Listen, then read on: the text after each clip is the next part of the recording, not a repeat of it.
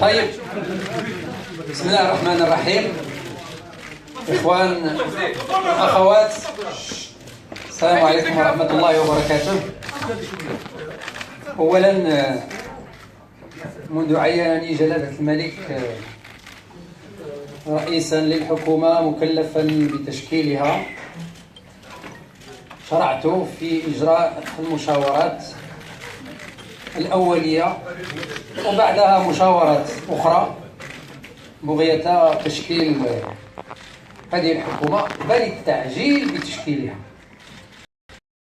أود في البداية أن أعبر مرة أخرى عن اعتزازي بالتعيين الملكي، كما أود أيضا أن أوجه بهذه المناسبة تحية تقدير وإجلال للأستاذ عبد الإله بالكيران، الأمين العام لحزب العدالة والتنمية، على الجهود التي بذلها طيلة المرحلة الماضية، والتي بذل فيها جهد كبير. وأريد أن أستحضر هنا ما ذكره بلغ الديوان الملكي من الإشادة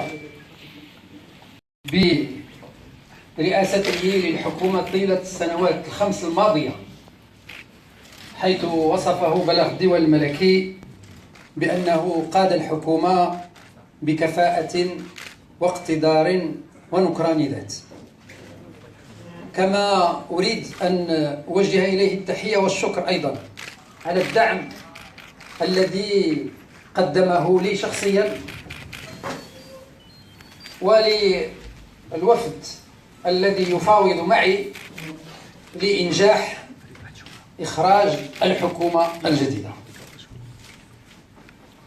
كما أعتز بالدعم الذي قدمته لي هيئات الحزب، حزب العدالة والتنمية، بدءا من المجلس الوطني وانتهاء بالأمانة العامة للحزب.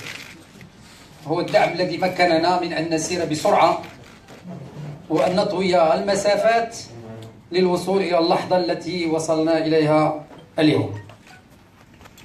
وخلال المشاورات التي فتحتها منذ يوم الثلاثاء الماضي، استقبلت فيها الأحزاب الممثلة في البرلمان، وهي الأحزاب التي حرصت على أن تعبر عن آرائها، وأغلبها بل كلها مستعدة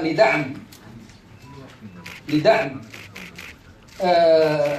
إخراج الحكومة بسرعة، وأيضا تنتظر هذا الإخراج أن يكون في الوقت المناسب. ومن خلال تلك المشاورات اتضح بأن هناك أجواء إيجابية عموما في الساحة السياسية مناسبة لولوج هذه المرحلة. ولا بد أن نستحضر هنا بطبيعة الحال أننا جميعا مؤطرون بطبيعة الحال، مؤطرون بالمقتضيات الدستورية، مؤطرون بالمنهجية الديمقراطية، ونعتز بكون جلالة الملك حريص على إنزال هذه المقتضيات الدستورية وهذه المنهجية الديمقراطية في الواقع. ومؤثرون أيضا بالإرادة الشعبية في تدبير المشاورات بغية جمع أغلبية في مجلس النواب.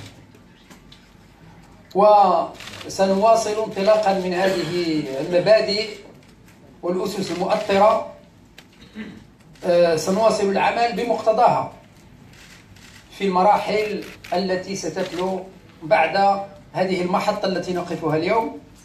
وهذه المراحل هي أولا الاتفاق على هيكلة الحكومة الجديدة، ثانيا توزيع الحقائب الوزارية وتعيين الوزراء أو تحديد الوزراء الذين سيعينهم جلالة الملك في الأخير.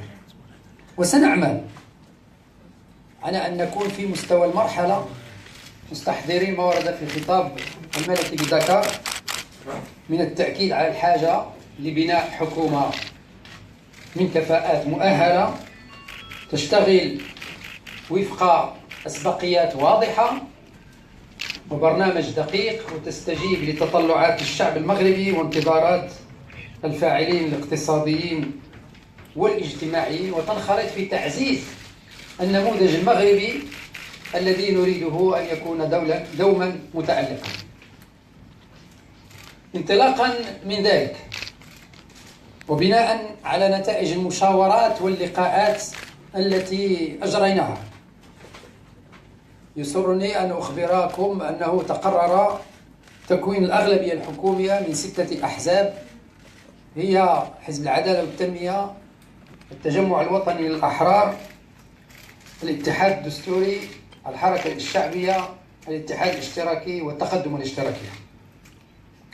وقد أمن هذا القرار بالخصوص الإرادة الحازمة لتجاوز العقبات التي حالت دون تشكيل الحكومة في الشهور الماضية. سنعمل إن شاء الله سويا لإرساء حكومة قائمة على هيكلة فعالة وناجحة ومناسبة، وقد بدأنا النقاش في هذا الإطار اليوم، وسنستمر في الأيام المقبلة. وأيضا إرساء حكومة تعكس الأولويات الكبرى التي تفرضها المرحلة، وفي مقدمتها إصلاح الإدارة الذي خصص له جلالة الملك خطاب افتتاح الدورة التشريعية وأيضا الماضية، وأيضا رفع تحدي جودة الخدمات التعليم والصحة والشغل ومقاومة الفساد وغيرها من العديد من الأوراش ذات الأهمية وذات الأولوية.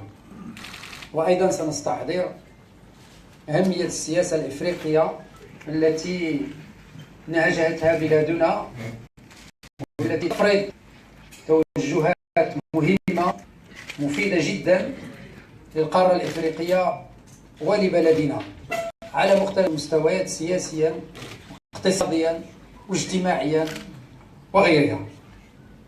وسنحرص بطبيعة الحال على الاستمرار في دعم وفي إتمام الإصلاحات التي بدأت في إطار الحكومة الماضية والتي رعاها أيضا جلالة الملك.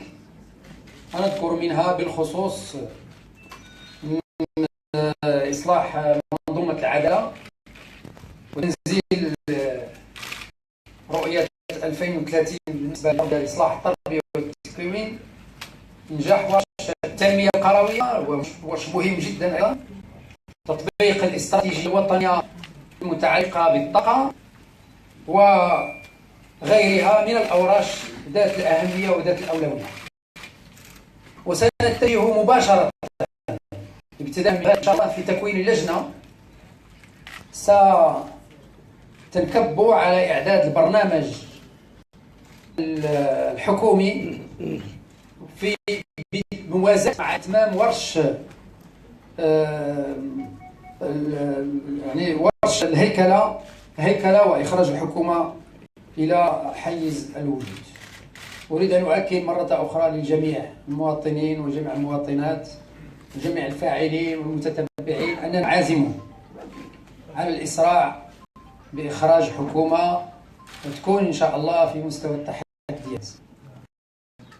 نريد أن نفتح باب واسع جدا، وعازمون إن شاء الله على أن تكون حكومة إنجاز، حكومة إنتاج، حكومة فعل تصل نتائجه إلى المواطنات والمواطنين. السلام عليكم ورحمة الله وبركاته.